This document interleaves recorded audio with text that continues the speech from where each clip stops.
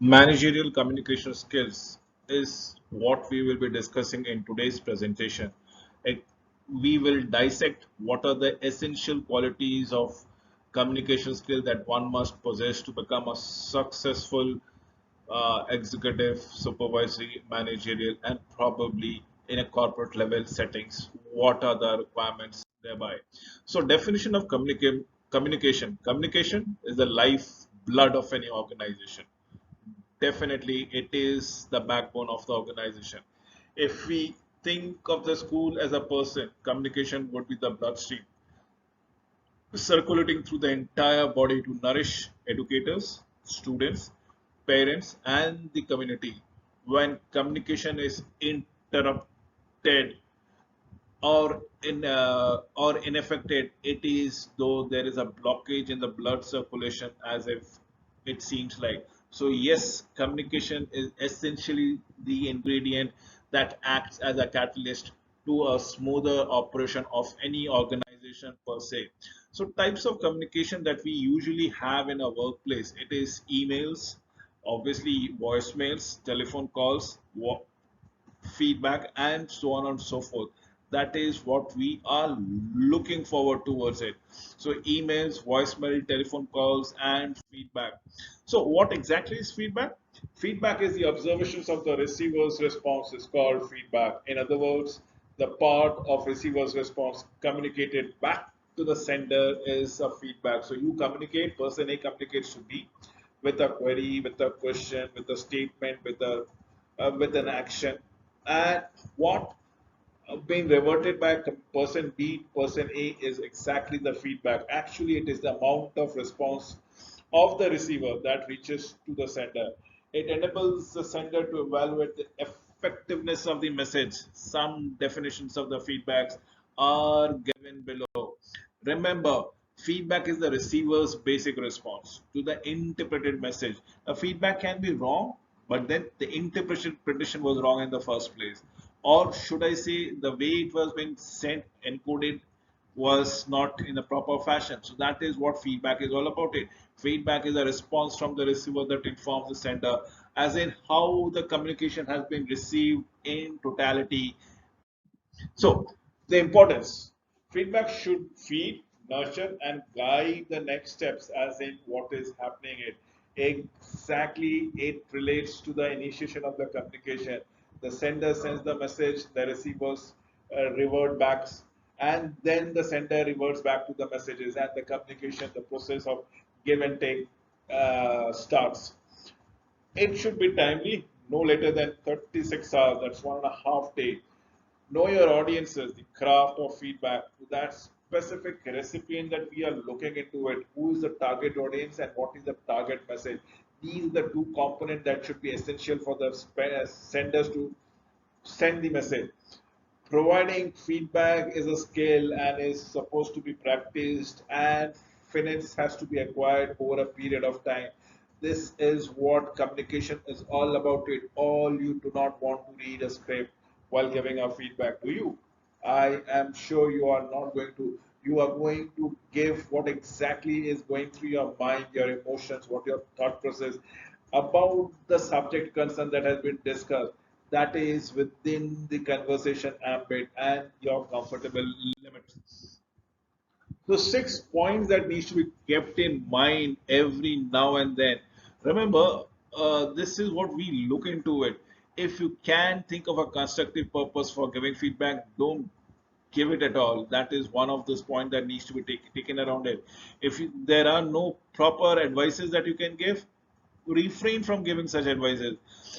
Focus on the description rather than on the judgment of the product. Do not judge. Probably come and dissect the issues. Focus on the observation rather on the inference, as the point might be.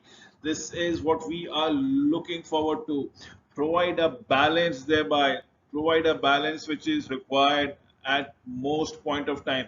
You are supposed to do so. Everything that comes in your mind every now and then. Beware of the feedback overload. Give person an opportunity to respond. Offer specific suggestions to the person thereby. This is what is required. Now, discussing the difficult topics. How do you go about by it? Be professional, be empathetic, be conducive to the work environment, and probably understand what is the tone that has been the underlying tone or the baritone that is circulating. Try to work towards a solution. Keep your opinions in check. Do not be confrontational, because that only escalates a problem. It doesn't solve it. What are the some situation you consider difficult to discuss with your table group? Brainstorm three situation and possible ways to discuss each one of them. One, if the situation goes out of hand, how will you react? Second, if the situation doesn't improve at all as it maintains in the status quo. And the third one is in your favor, probably the situation comes is as goes as you have planned accordingly, is in your way, the way you wanted it to be. So, what are the three table groups brainstorm situation that goes around? Importance of communication. Remember, communication forms the lifeline of an organization, conveying directions, expectation, processes, products, and attitude thereby. This is what the importance of communication is all about it. Let us now consider managerial communication skill, as that is the topic for the day. Organizations are system, nothing but system, a neo system which has been encapsulated within an organism, right? And any interaction that happens with the environment is external to the organism. So there are changes, there are shifts in one part of the system which might have a dominoes effect in the other part of the system. So communication refers to the message perceived rather than the message sent. People in organization cannot communicate. Absolutely yes. Even silence communicates the organizational attitude with ever since whatever. One way that I wanted to stress upon it, you and me communicating with each other, but mere fact that we, either you or me, not communicating, not uttering a word, not sending a mail, not even showing up altogether is a form of communication. That is, silence itself is a communication. So communication forms the lifeline of an organization, conveying the directions, expectation, process, product, and attitude. So, what is managerial communication? Remember, it's a transactional process involving exchange of ideas, any communication for, per se, informations, the transactions of your information, feeling, attitude, impressions, and the fact that this happens around it depends on the sphere of significance. It is all about being tactical, strategical, and integral part of an organization. So communication, remember, is transfer of your ideas, information, feeling, attitude, impression. And within an organization, it is all about being tactical, strategical, and integral part. So let us understand the principles thereof. For managerial communication, obviously, yes, it's an underlining underbelly that goes around it. It is the undercurrent of the communication in an organization. It's the culture, the ethos that the organization believes in, the company believes in. It is how they communicate within individuals, between department, between intra-department, and fosters either supportive or defensive communication. We have come across many organizations where the communication is absolutely formal. It has to be mailed, or there has to be certain written orders that needs to be enacted before actions take place. And then there are many organizations which is good to go by the informal way of communication. Probably a telephone call and assertions on a virtual media. It's anything on the social media, and you take it and implement it. People are going to support in either of the way, but then probably this communication modalities depends on the culture of the organization, and that is what characterized what kind of communication prevails, the system of communication that prevails. So we have supportive and defensive communication. Supportive communication fosters growth, wherein if I say informally, formally, any way of communications to go ahead with it, and you do it in a earnest spirit, no matter what the outcome is all about, it is a supportive communication. On the other hand, there is a defensive communication, which reduces organizational effectiveness. The question is, what is defensive communication? Communication which has some evidences of footprint around. any communication which is made on a mail, on a written footprint, which we can refer back as to why I have enacted particular actions. So people are not being able to refute it because there are evidences available at your disposal. So that is defensive communication. Hope I've been able to explain or elaborate upon supportive and defensive communication. Principle of managerial communications. Now, this is where the supervisor and the managers have a significant influence on the communication climate within the organization. Remember, by understanding the communication process and its underlying climate, managers can promote effective communication, enhance organizational effectiveness, then thereby, and that is what we are looking into it. So, verbal communication, yes, communication done with the help of words is called verbal communication. It is which is audible, wherein you speak from something from your mouth and the receivers listens it from the ears. No written documents are available. Probably you're talking over the phone or a mobile. In verbal communication, individual needs to be very and extremely careful about their speech. What they speak, how they speak matter a lot. Managers must choose the right words to address their team members. Make sure you do not get confused. Of your team members, one has to be very crystal clear while interacting with the employees at the workplace. Be clear, be precise, and state your mind out or state what you expect in big bold letters. Written communication, on the other hand, is not akin to the verbal communication. Remember, this is a bit defensive communication. It's a bit lethal because you have your digital footprints, or any, for that matter, any kind of footprints that can be referred later on, stating the communication. So managers can communicate with this subordinate through emails, but this not should not be the only medium. This is best used to follow up on the pass on the information as quickly as possible.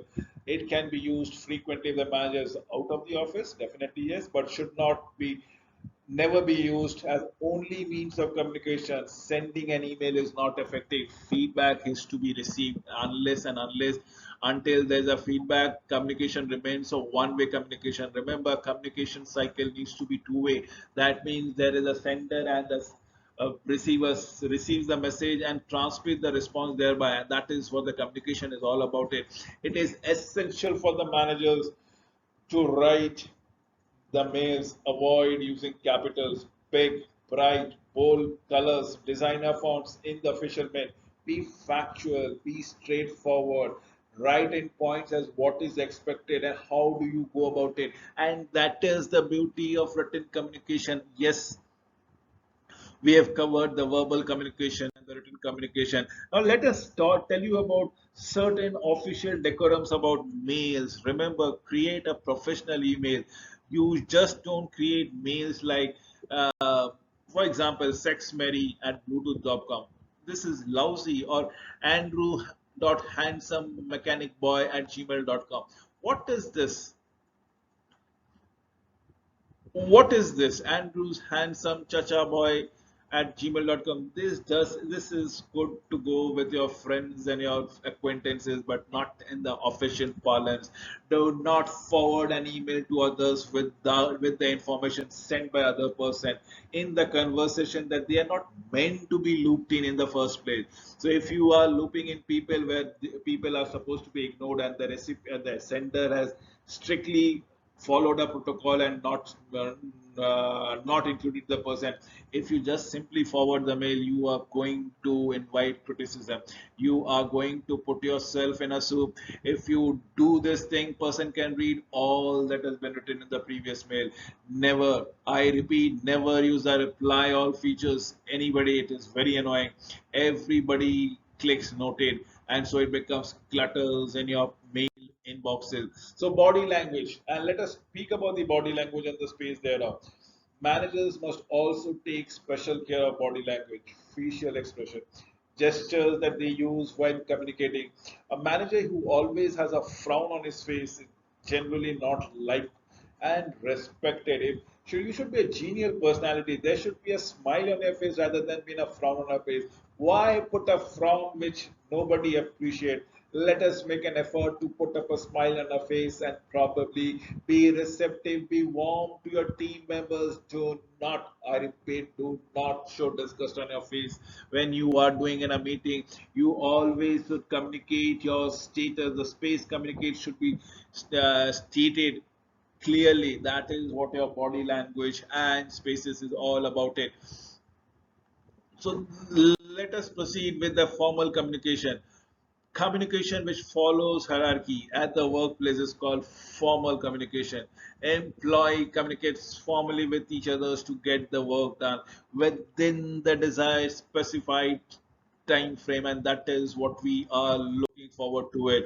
Organizational communication is the informal communication. Employees, remember, employees communicate with each other just to know what is happening around, just to ensure that the things are going in the right direction. Such type of communication is known as informal communication.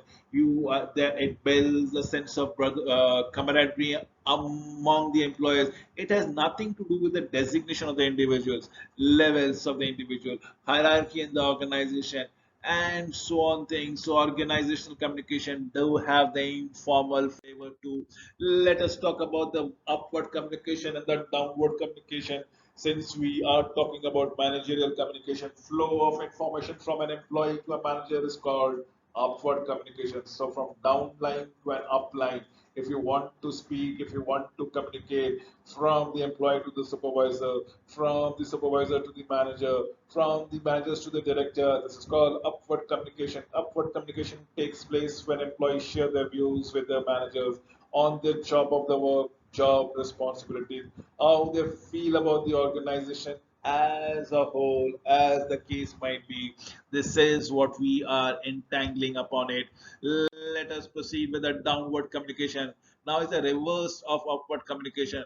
Downward communication takes place when information flows from the managers to the subordinate. Managers often give orders and directions to the subordinate about what they need to know and how to do the various tasks. Such type of communication is called downward communication. Remember, from top to bottom, if the communication flows down, it is the downward communication that comes around it. So why is it so important? The managerial communication, as we say so, communication is necessary for the exchange of ideas, for the transfer of information among the employees within the organization. Remember, it is essential at the workplace to achieve the desired targets.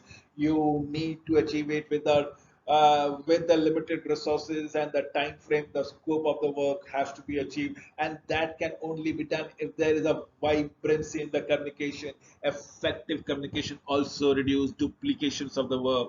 Managers, I repeat, managers must communicate with their team members to understand and address their grievances, their problems.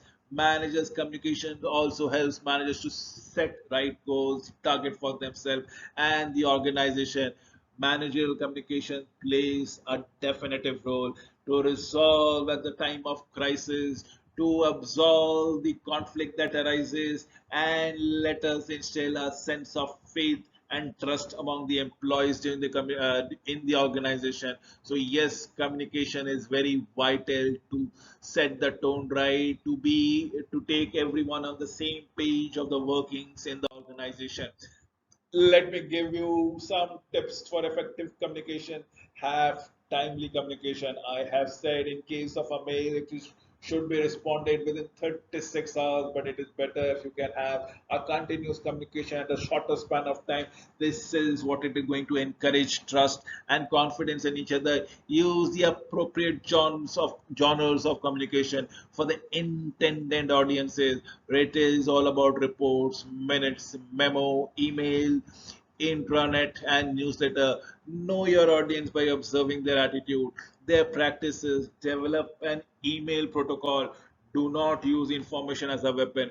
Share information with your staff. Do not hold the general information, as the case might be.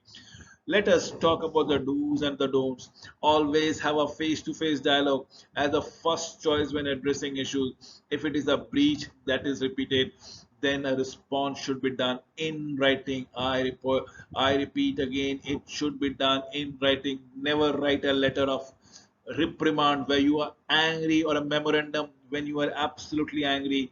You, what I say, when you are happy, do not promise anything. When you are angry, do not respond to anything. And that is where you will be having a balanced emotional quotient.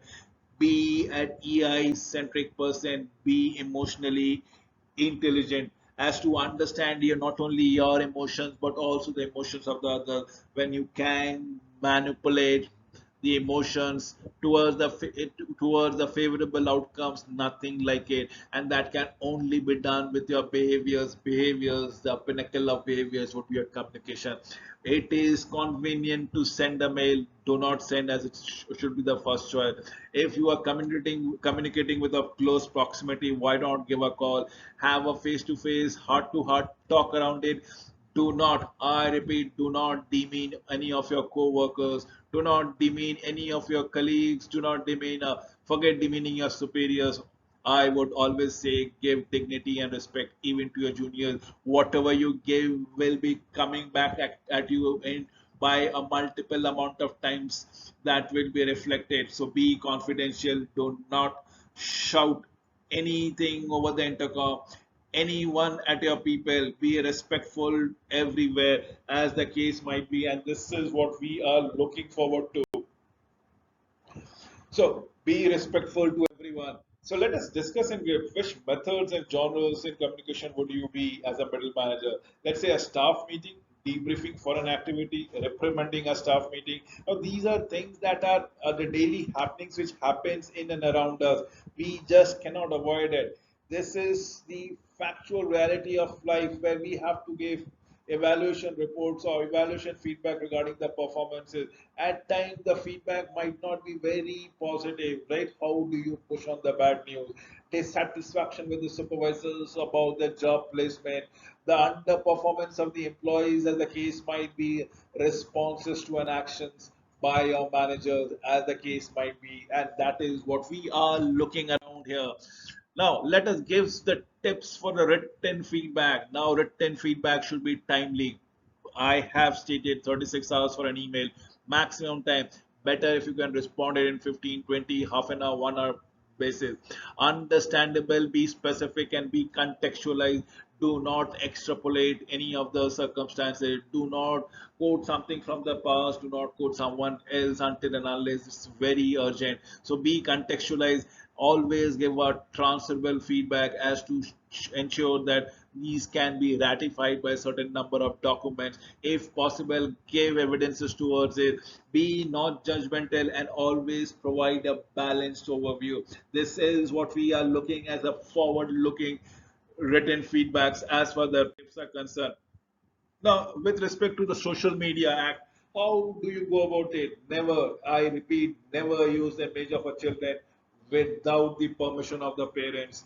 And the children might be your employees, staffs, children, your co-workers, children. Do not post anything that you will regret.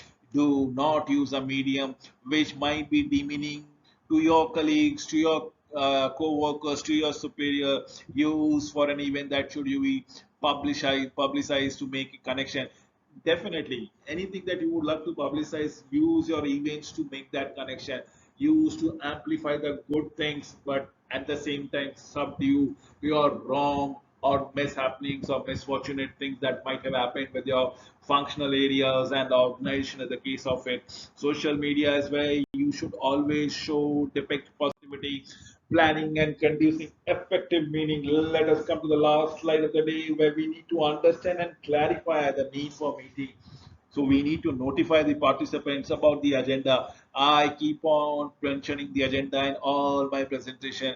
So there is a upkeep with what the audience is going to watch or probably cover in a particular video, set the ground rules, type of a meeting, ground rules of the meeting, the importance of the minutes, which needs to be circulated at the end of the meeting. After the culmination of the meeting, probably within a fortnight, the meeting minutes has to be circulated. Ensure that whatever has been discussed have been put in.